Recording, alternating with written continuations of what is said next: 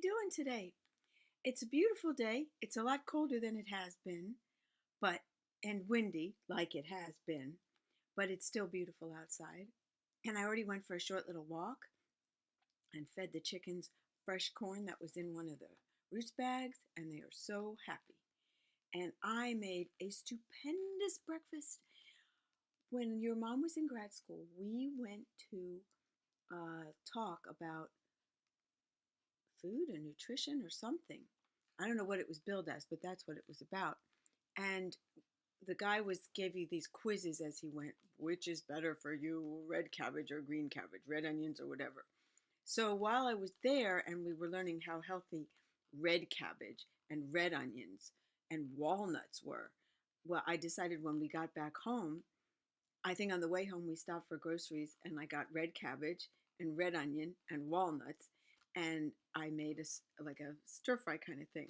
So I did that today because I had a lot of shredded sliced, shredded red cabbage and a red onion, and I put a lot of good veggies in it. I put the onion and carrot and celery and um, and then tempeh, of course, and I also put apple, which because it was kind of a sweet taste a little bit, and I put ginger and turmeric and fresh ginger and ground turmeric. I'm giving recipes here to a 1-year-old, okay, and raisins, the red cabbage, and lacinato kale, however you pronounce that, a little bit, and it was so delicious. And I put a little bit of the like it's not called tempura, teriyaki sauce. I mean, in addition to the spices that I put. Oh my goodness, it is so delicious. It's such the best breakfast, dinner, lunch.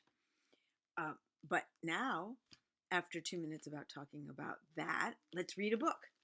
So, the first one I'm going to read was inspired by the antics of a squirrel that has been coming onto the um,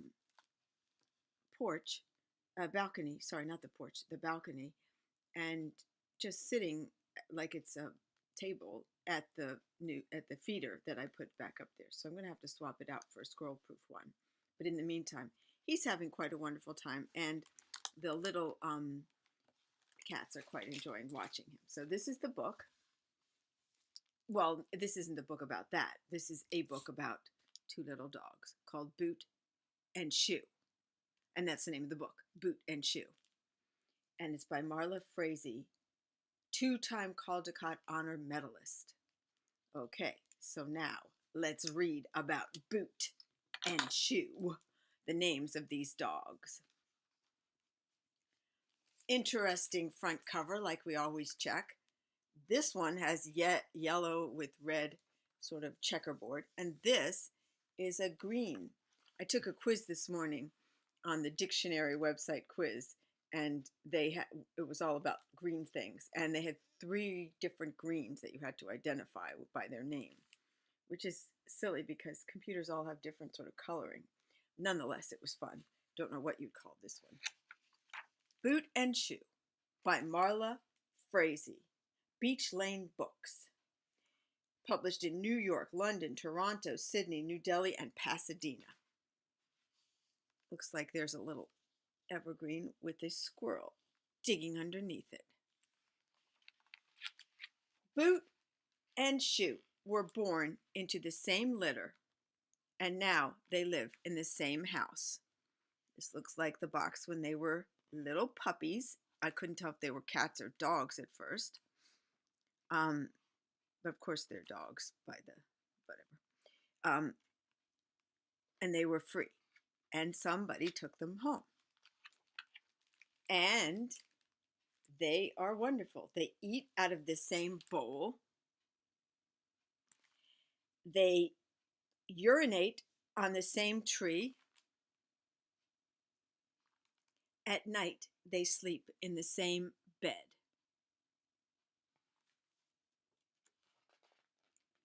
But Boot spends his days on the back porch because he's a back porch kind of dog. And Shoe spends his days on the front porch because he's a front porch kind of dog. This is exactly perfect for both of them.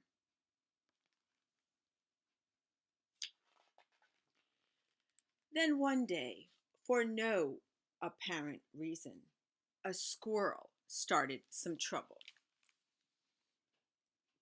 Here's the house,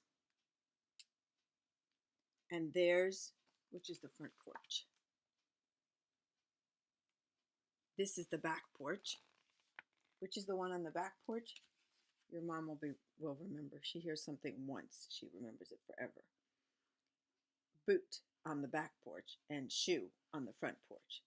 So that's Boot right there, and that's Shoe right there. That's a nice little house. And here is a little squirrel who comes to make some trouble.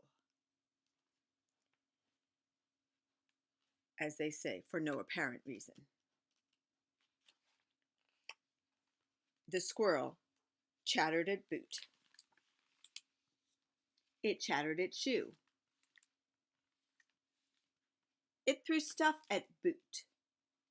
It threw stuff at Shoe. What kind of squirrel is this? And then it got all up in Boot's business. And it got all up in Shoe's business too. Whoa, something had to be done.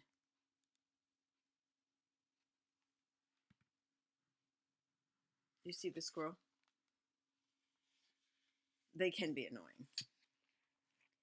Boot collapsed. Shoe collapsed too.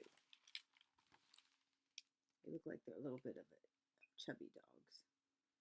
Maybe they aren't used to the activity. When Boot opened his eyes, he saw that he was on the front porch.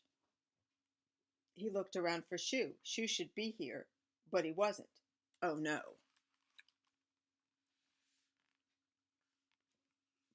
When Shoe opened his eyes, he saw that he was on the back porch. He looked around for Boot. Boot should be here, but he wasn't. Oh no.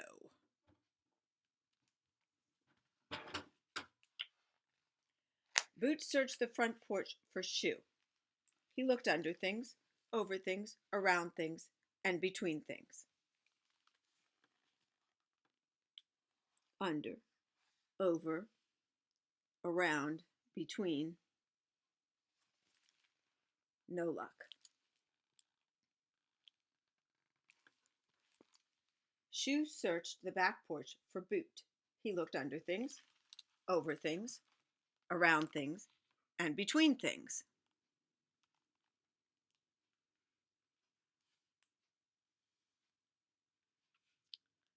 No luck for him either.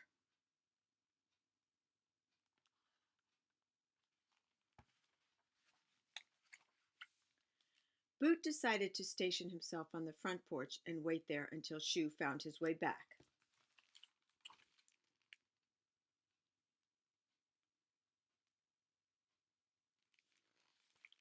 And Shoe decided to station himself on the back porch and wait there until Boot found his way back.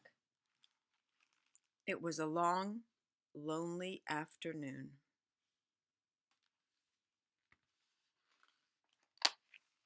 Once during the night, Boot walked slowly around to the back porch to see if Shoe was there.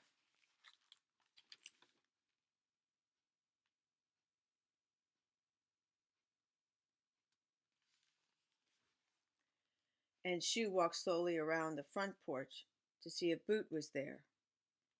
But no luck again. Look at them, they went at the same time. So they didn't see each other, and they went different directions.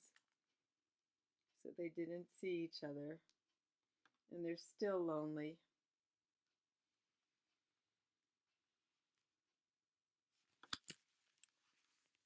No luck again. So Boot ended up back on the front porch waiting for Shoe, and Shoe ended up back on the back porch waiting for Boot. It was a long, sleepless night.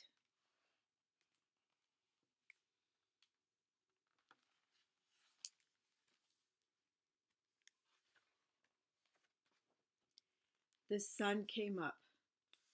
On the front porch, there was still no sign of Shoe.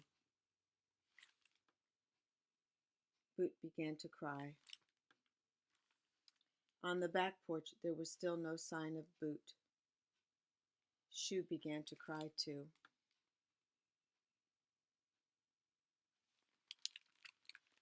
But even in the worst of times, a dog still needs to urinate. Boot dragged himself over to the tree. Shoe dragged himself over to the tree too. Quite sad, missing their buddies. And suddenly, lo and behold, there they were again.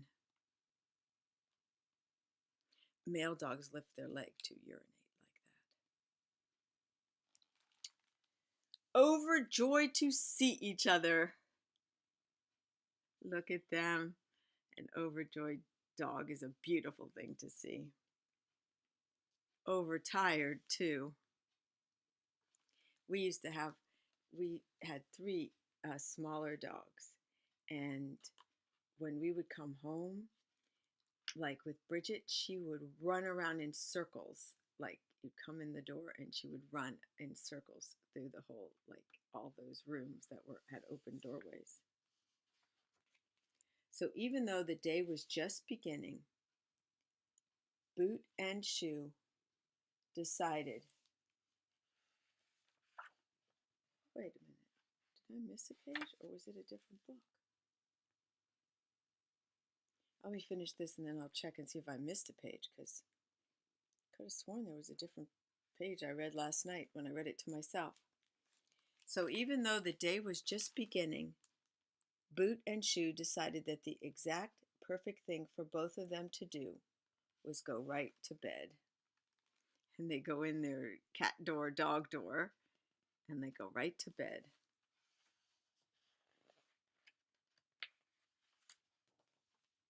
Together, of course. Well, that's a lovely book. Now, it was either a different book I was reading or I missed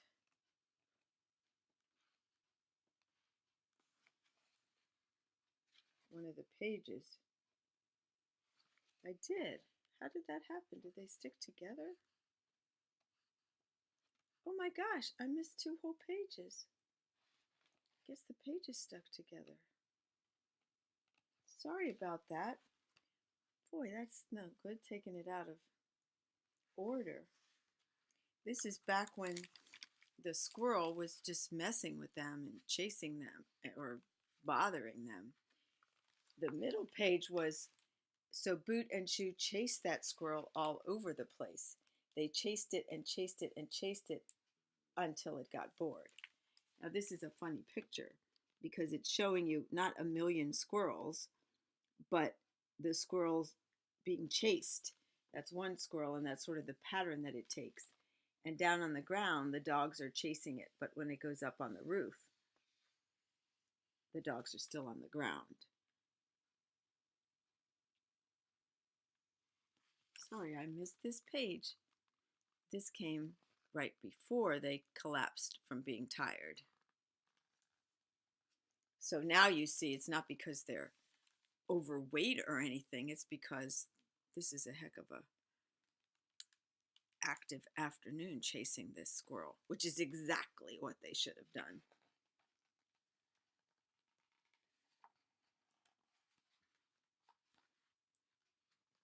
And this is why they got mixed up. They got tired, and then when they opened their eyes, they realized they were in the wrong places. So that's how that happened. And I think I missed one other page in this. I have to be more careful when I turn the pages. This is after they wound up in the wrong spots and were searching for each other time. each other during that time. And the part that I missed here that I wondered about is why they didn't find each other when they went inside to eat. And here's the page I missed. When it was dinner time, Boot's stomach rumbled, but he didn't want to eat dinner without Shoe. Shoe's stomach rumbled too, but he didn't want to eat dinner without Boot. It was a long, hungry evening. At bedtime, Boot was shivering, but he didn't want to get into bed without Shoe. Shoe was shivering too, but he didn't want to get in bed without Boot.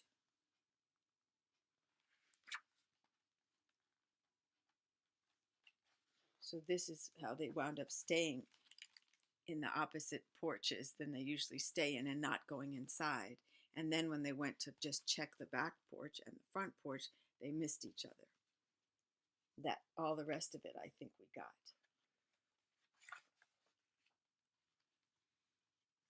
The night of waiting, then waking up at dawn and crying. And then finally, they both needed to urinate. And they saw each other and danced and jumped and were excited and happy and hugged. And then went to sleep. So that's all the pages of the book, a little bit out of order, but still a very nice book. Boot and Shoe. I love you, sweetie pie. I'll see you soon. Bye-bye.